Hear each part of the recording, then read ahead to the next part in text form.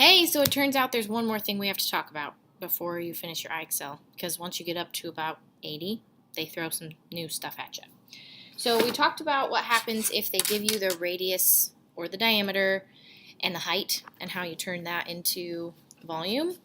But what we didn't talk about was what if they give you the volume and either the radius or the height, then you have to decide what the other one is.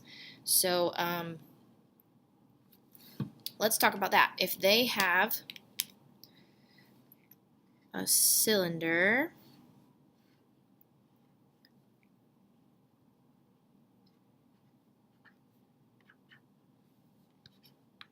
and they tell you the volume is 552 and 64 hundredths cubic millimeters.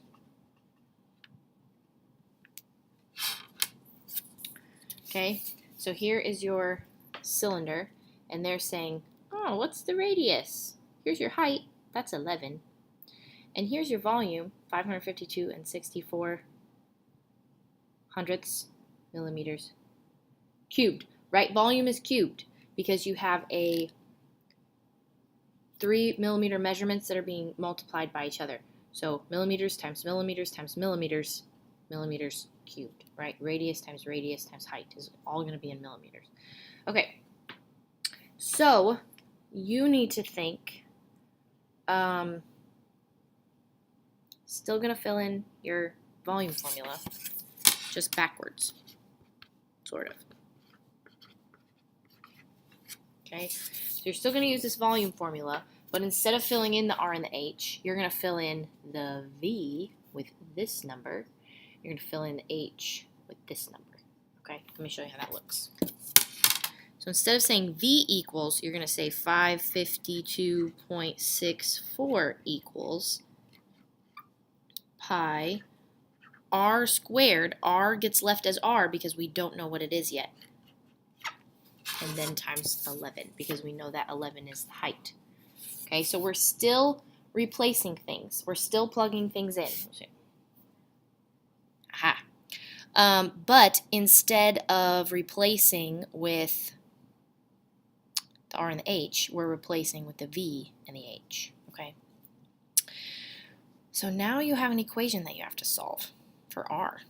Okay, so let's draw a line down the middle, and since this is all multiplication, actually, nope, we have an exponent in there too. So we can sort of do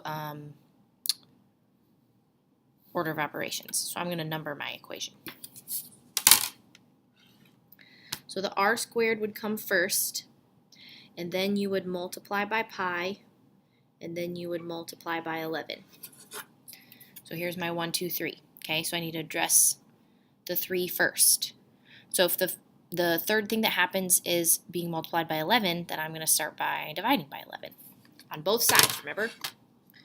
Whatever you do to one side, you have to do to the other side.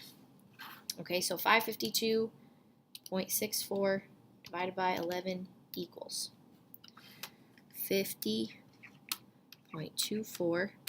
So then I keep everything that I had before except the 11, right? So my 11s cross out. Let me cross it out. My 11s cross out, and I'm left with pi r squared on this side, and then I divided 552.64 by 11 and got 50 and 24 hundredths. Okay. Then my second step, well, actually, let me put this back up here. My second step is the times by pi, right? So I need to divide by pi, which in this case is 3.14, so I'm just going to put divide by 3 and 14 hundredths, and then I'll put that in my calculator. 16, it's telling me. So 16 equals R squared. Do you remember how to undo a square? What's the opposite of squaring? Hopefully you know this. Use the force. Square rooting, right? So it's the opposite, like if I say what is 4 squared, you would say 16. If I say what's the square root of 16, you would say 4. See how it's the opposite? Okay. So we're going to take the square root of both sides. Okay, so what that ends up doing is this square root and the squared cancel each other out. I'm not sure if I can. Makes me nervous to do that without looking. So that leaves us just r, right? And then the square root of 16, like we just talked about, is 4. Okay, so for this problem, your answer would be, I ran out of room at the bottom, so I had to do it over here. R equals 4. So I'm going to type that in. And it puts me up to 86. Yes! So you may only have to do like one of those problems, but I wanted you to know how to do it so that you could get the full 85. Because many of you are quite capable of that. Actually, all of you. Okay, well, that should be everything. And Merry Christmas.